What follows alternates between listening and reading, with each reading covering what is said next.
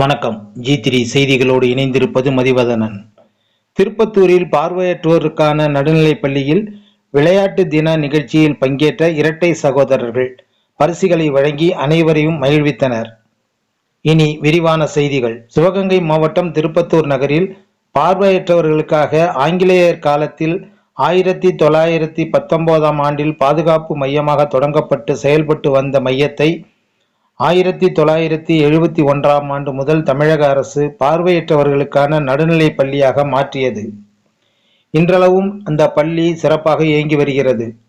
மதுரை, திண்டுக்கல், திருச்சி, புதுக்கோட்டை, தேனி என தமிழகத்தில் பல்வேறு மாவட்டங்களிலிருந்து வருடந்தோறும் நூற்றுக்கணக்கான மாணவர்கள் இங்கு பயன்பெற்று வந்தனர். இந்நிலையில் கொரோனா பெருந்தொற்று காலத்திற்கு பின் தற்சமயம் 30 மாணவர்கள் மட்டுமே இப்பள்ளியில் பயின்று வருகின்றனர். இந்நிலையில் விளையாட்டு தினத்தை முன்னிட்டு மாணவர்கள் மத்தியில் விளையாட்டு விழா நடத்தப்பட்டது. தவளை ஓட்டம், நண்டு ஓட்டம், ஸ்பூன் லிங்க், தண்ணீர் நிரப்புதல், நீளம் தாண்டுதல், ஓட்டப்பந்தயம் போன்ற பல்வேறு போட்டிகள் நடத்தப்பட்டது.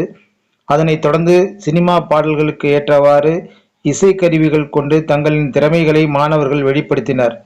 மாணவர்களின் செயல்பாடுகள் பார்ப்பவர்களின் கண்களில் ஆனந்த கண்ணீரை வரவழைத்தது.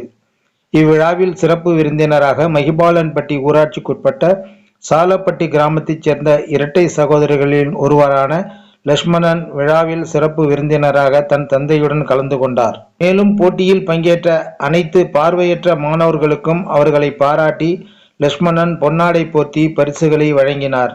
நடைபெற்ற விழாவில் ஆசிரியர்கள், மாணவர்களின் பெற்றோர்கள் என பலரும் கலந்து கொண்டனர். G3 செய்திகளுக்காக திருப்பத்தூர் செய்தியாளர் ரவி.